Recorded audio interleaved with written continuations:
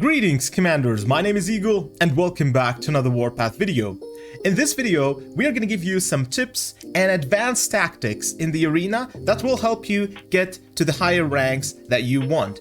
These tips will allow you to beat players who are stronger than you and be just much better at general positioning and tactics in the arena. But before we start this video, let me remind you that tonight, which is Friday, that is 20th of May, we're going to be doing a giveaway on our Discord, community Discord server. So make sure to go through the description below. There's the invitation link. Join the Discord so that you can enter the giveaway. We're going to be giving out gold, coupons, and many other premium goodies. We're going to be doing it tonight at around 5 p.m. UTC. So that's 8 my time, 5 p.m. UTC. So be sure to be there in order to get all those goodies.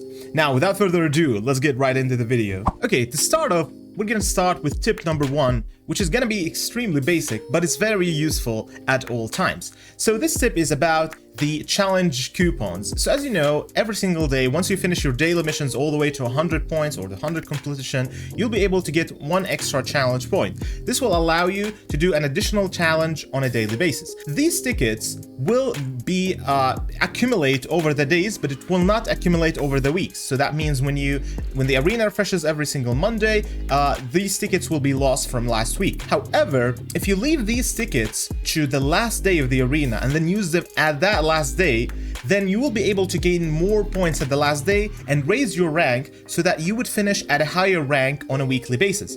Because as you can see, the reward system over here works so that you will get rewards on a daily basis, and then you will also get additional rewards on a weekly basis. However, the weekly rewards are actually much more better, generally speaking, than the ones on a daily basis. So if you're able to actually get those rewards, you'll be gaining more value out of it. So leaving those challenge tokens or coupons till the last day and spending them all over there will be very much helpful. The second tip is actually pretty much related to the first one, and it allows you to get more points or high rank at the end of the day.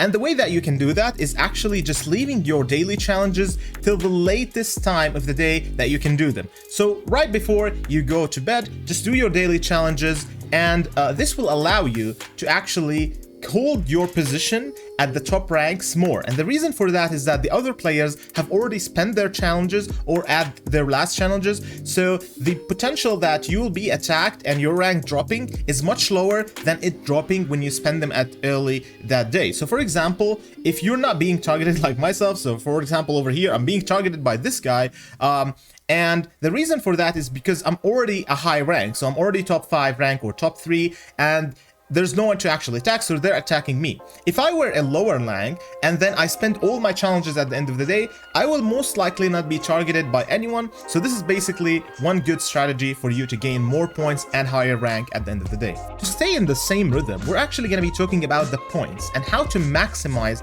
the amount of points you're getting per challenge. So for example, how am I going to get more points per challenge, which means will allow me to get a higher rank at the overall challenges once I spend 6 challenges. And the way that this works, the higher the difference between your rank and your opponent's rank, if of course the positive difference. So for example, let's say I'm rank let's say 20 and I'm trying to attack someone in rank 2 right now, then that is a big difference. So the higher the rank difference and the higher the power difference, the more points you will be gaining. So I think right now at this point it's actually worth it to click the refresh button multiple times, because for example right now I'm getting the 5th player, but right before that I got the 2nd. So maybe if I refresh again I'll get the 1st player, which is basically the highest difference. Now this also works when you're at lower ranks. So for example, if you keep clicking, then actually the refresh will probably refresh 20 more ranks, which will give you about 3 to 5 more points per challenge, which will eventually help you out a lot, accumulate more points at the end of the day. So this is very important to keep in mind when you're doing your daily grind. Now we've finished talking about the point system and how to maximize your daily gain. Now let's talk about how to actually do that in combat and in tactics. So I have 3 tips for you that are combat related. Those are a little bit more advanced, but it will help you out a lot, especially for those players that are weaker and want to take on stronger opponents, or for stronger players who are losing against weaker players in terms of power and don't know exactly why is that happening. Let's take a look at this battle quickly. So this one over here, as you can see, I've lost this battle, even though the power was kind of very similar. But when it comes to positioning over here, I kind of did one mistake. Let's take a look at it over here. So can you see my artilleries, which are right over here? So my Katyoshas are going in, and right now there are 3 of their units immediately targeting my Katyoshas. And the reason for that is the positioning that I did for my Katyoshas is extremely bad, and that actually caused me to lose that battle. Even my infantry over here aren't really doing a good job at it. So let's talk about the reasons why I lost this battle and how to actually win this very easily just by changing positioning. So the first thing that we need to talk about is counter units. Now counter units, let's take a look at this here. We're not going to initiate a challenge, but we're going to teach a little bit about positioning and counter units. So for example, I can see that their Katyoshas are on the right side. That means if I'm going to use my infantry units, which is highly recommended, I would use it on the left side, which is exactly where it's positioned right now. This will allow me to tank about three of their units, which are these 3 units right over here, and not be able to be targeted by the Katyoshas. But that is not entirely true, and I will tell you that in a bit why. However, generally speaking, you will need to try your best to counter their units accordingly. So that means I can see that they have a super heavy on the left side, so I would immediately move my ATG to the left side as well, so I can actually counter that. Additionally, their infantry are right in the middle. So I was thinking is it faster to take down their super heavies or their tank hunters? And the answer is taking down their tank hunters, because immediately once I take down their tank hunters, all my other units will be targeting their infantry. And the reason why I want them to target their infantry is because of this Katyosha over here. I wanted to immediately switch to their infantry because that is the only kind of unit that I have that is of the artillery type and can counter infantry very effectively. So that is the best way to actually put your positioning in this specific fight right over here. But there's one simple mistake over here, which is my second tip in terms of tacticals, which is basically unit speed and smart placement. Now, if we take a look over here at the stats of these units, you can see that the trip speed of infantry is 30 kilometers per hour. And if we compare that to the trip speed of super heavy tanks, it's gonna be 18 kilometers per hour. And that is significantly slower.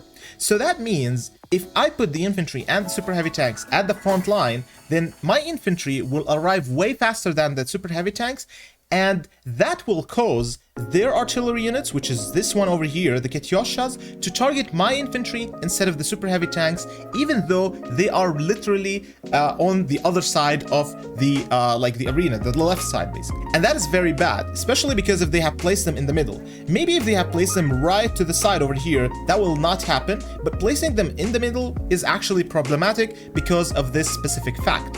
So you have to know exactly the unit speeds in order to control more the fight. Now, Katyoshas are also extremely fast. So what happened in the latest fight, where my Katyoshas just went all the way and got before all my other tanks, is that because their speed is 41 kilometers per hour, which means that they will literally go all the way over there before even my front line reaches, which is very bad. So they will be targeted first. So my best step for you is actually to change the Katyosha all the way to the right side when you are using it. This way it will not overrun your tanks and you'll be in the safe side. Another tip over here would be to actually put the infantry in the back line. And the reason for this is that infantry is faster than these 2 units. So it will still reach before these 2 units actually reach the front line, and it will have a very good position as well. I hope that this kind of clarifies how all these movements work out. Now let's talk about the 1 unit strategy. This is my last tip for this video, and the 1 unit strategy is very simple. You know, power in the arena is mainly determined by one thing, which is your power grade or your unit's power grade, and it only takes the highest unit's power grade. That means if we take a look at the top 10 over here, we can see that the average power in the top 10 is, let's say, about 5.5 mil to 6 mil, which is kind of pretty good. And all these people are doing a good job. But if we take a look at the first guy right there, that is 9.3 mil, which is really a lot of power compared to the current roster of the other players. How did this specific guy accumulate so much power, even though their power is not really significantly higher than others? So this guy is 7.4 million, which is still pretty good. However, when it compared to others, like for example myself, I'm already 5.8, and then we have also another person over here with about 6 million power. So with only 1 million power, he managed to jump about 3 million powers in terms of the arena. How exactly did they manage to achieve that? Well, I'm pretty sure that this guy's doing something called the 1 unit strategy, which is basically taking 1 unit over here, so for example, this howitzer, and focusing all their resources on this unit and trying to modify it to get it to the highest ranks, and focusing their parts, like basically collection, only on this unit. Now, if you do this strategy, you'll be able to get much higher ranks in the arena. And if you take a look over here, I'm doing the same kind of strategy, but I'm still a little bit behind because I also focused a little bit on my super heavy tank for the campaign. Now, this strategy comes with good and bad things, because if you focus on 1 unit in the early game, it's not going to be that great, especially when it comes to when you're doing the campaign or any other stuff when it comes to war. But if you're on a peace server and you're just waiting for the level 2 cities to open up so that you can actually get into the battle, it is a good strategy for the first couple of weeks, and then you can restore this unit and divide your resources in terms of balance over the other, or like for example 3 units instead. So that is actually one very good tip I can give you guys in terms of the arena, and this way you can increase your power and even fight higher opponents to make sure that you stay on the top 10. If you did like these steps, make sure to throw down a like down there, and please consider subscribing to the channel. That helps out a lot. Make sure to be there tonight for the giveaway. We're going to be doing a live stream on YouTube. We're going to be playing the Ops Center over here. As you can see, we've prepared a lot of stamina. We have 86 stamina. We're going to be doing a lot of that. And we have as well a maxed out MK13 battle rifle. As you can see, it's completely maxed out all the way. So this one is going to be very fun tonight. We're going to have a very fun stream, and we're going to be doing a giveaway as well. So make sure to tune in tonight. Thank you so much for watching, and we'll see you in the next video. Bye bye.